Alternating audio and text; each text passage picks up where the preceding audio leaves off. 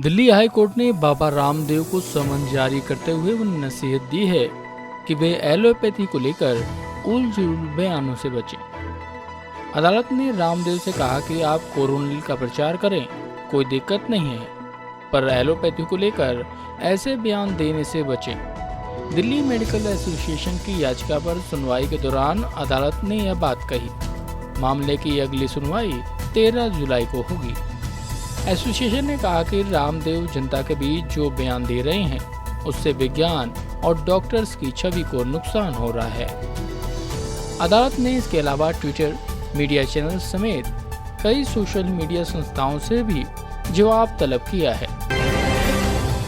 उत्तर प्रदेश के मुरादाबाद में समाजवादी पार्टी के सांसद एसटी हसन के विवादित बयान के बाद अब संभल में समाजवादी पार्टी के सांसद शफीकुर रहमान वर्क का विवादित बयान सामने आया है।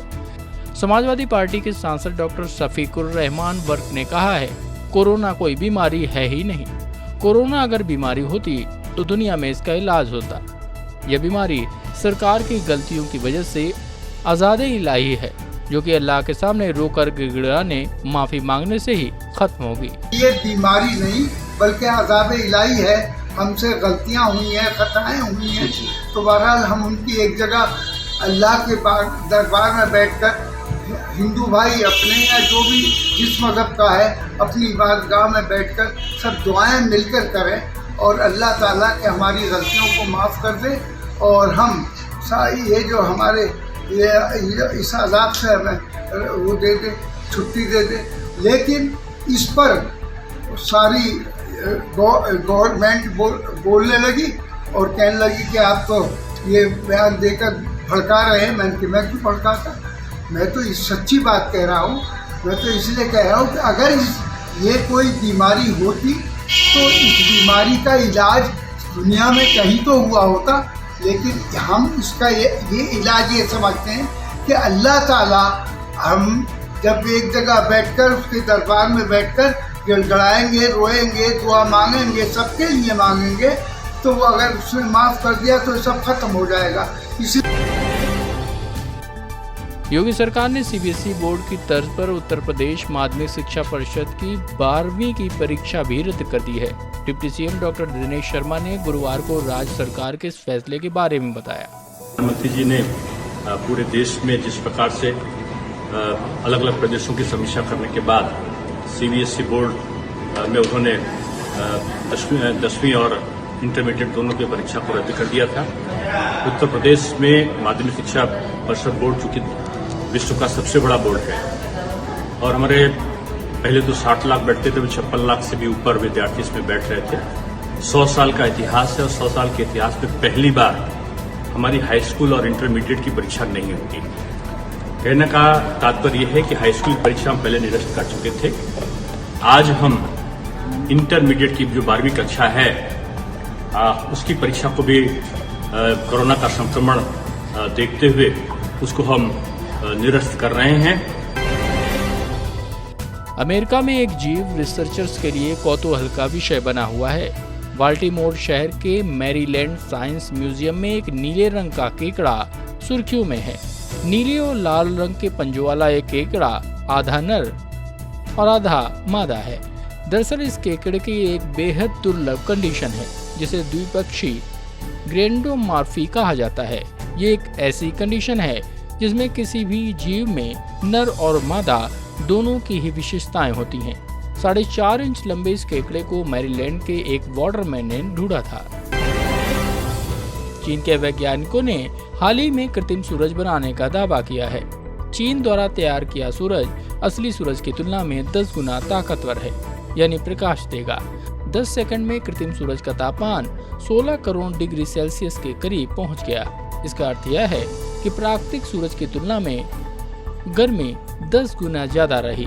खास बात यह है कि यह तापमान करीब 100 सेकंड तक कायम भी रहा। ग्रेसी गोस्वामी ने अपने 18वें जन्मदिन पर खुद को शानदार तोहफे के रूप में महंगी लग्जरी कार BMW खरीदी है। अपनी पसंदीदा कार खरीदकर ग्रेसी 7वें आसमान पर हैं और उनकी खुशी तस्वीरों के जरिए पता भी चल रही है। ग्रेसी ने 31 मई को अपना 18वां जन्मदिन सेलिब्रेट किया था। ग्रेसी ने इंस्टाग्राम पर तस्वीरें पोस्ट की हैं। भारतीय पुरुष क्रिकेट टीम न्यूजीलैंड के खिलाफ आगामी विश्व टेस्ट चैंपियनशिप फाइनल और इसके बाद मेजबान टीम के खिलाफ होने वाली टेस्ट सीरीज के लिए गुरुवार को इंग्लैंड में कदम रखा। पुरुष टीम के साथ महिला टीम भी है। महिला टीम इंग्लैंड दौरे पर 3 वनडे और इतने ही T20 के अलावा एक टेस्ट मैच खेलेगी, जिसकी शुरुआत 16 जून से ब्रिस्टल में होगी। शीर्ष क्रम बल्लेबाज KL राहुल ने लंदन में सुरक्षित पहुंचने की पुष्टि करते हुए चार्टर फ्लाइट की फोटो के साथ ट्वीट किया। फ्लाइट उतर गई।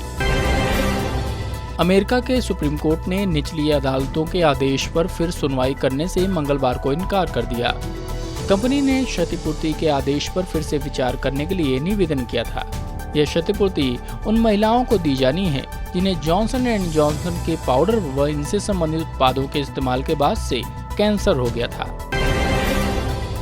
उत्तर प्रदेश के देवरिया जिले के डीएम आशुतोष रंजन के निर्देश पर एडीएम वित्त उमेश कुमार मंगला ने बुधवार को कलेक्ट्रेट स्थित अपने कार्यालय में गेहूं क्रय की प्रगति समीक्षा की। उन्होंने कम प्रगति वाले क्रय एजेंसियों को फटकार लगाते हुए कहा कि किसानों से गेहूं खरीदने में बहानेबाजी नहीं अपनाएं, साथ ही किसानों के खाते में 72 घंटे के अंदर क्रय का भुगतान कराएं। एडीएम वित्त ने क्रय एजेंसियों को निर्देश देते हुए कहा कि किसानों का भुगतान लंबित न रहे, बोरे नहीं होने की बहानेबाजी नहीं चलेगी। सभी जगहों पर पर्याप्त मात्रा में बोरा उपलब्ध है। सभी क्रय एजेंसियां क्रय केंद्रों पर बोरे की उपलब्धता सुनिश्चित रखें। उन्होंने समीक्षा के दौरान पाया कि अब तक कुल 134.02 करोड़ रुपए का 67,858.90 मीट्रिक टन गेहूं की खरीद हो चुकी है। इसके सापेक्ष 98.53 करोड़ का भुगतान किसानों के बैंक खातों में किया जा चुका है। उन्होंने शेष धनराशि का भुगतान शीघ्र किए जाने का निर्देश दिया। इस दौरान क्रय एजेंसियों के प्रतिनिधि व अन्य संबंधित कर्मचारी मौजूद रहे। कोरोना वायरस महामारी से सबसे ज्यादा प्रभावित राज्यों में से एक महाराष्ट्र में अनलॉक की प्रक्रिया का ऐलान किया गया है। राज्य सरकार की घोषणा के मुताबिक महाराष्ट्र अनलॉक की प्रक्रिया 5 फेज में होगी। महाराष्ट्र के मंत्री विजय वडेट्टीवार ने कहा कि राज्य में 10वीं और 12वीं की बोर्ड परीक्षा के सालाना एग्जाम निरस्त कर दिए गए हैं। वडेट्टीवार ने कहा, हमने राज्य के लिए 5 स्तरीय अनलॉक की प्रक्रिया का प्लान बनाया है। पूरा प्लान राज्य में संक्रमण की दर और राज्य के जिलों में ऑक्सीजन बेड की उपलब्धता पर आधारित है। जिन जिलों में संक्रमण की दर बहुत कम होगी, वहां कोई प्रतिबंध नहीं होगा। देश और दुनिया से जुड़ी और बड़ी खबरों के लिए बने रहिए PS न्यूज इंडिया के साथ। Heavy discount on all grocery items. Only on wildblossom.com. Fast? No, it's super fast.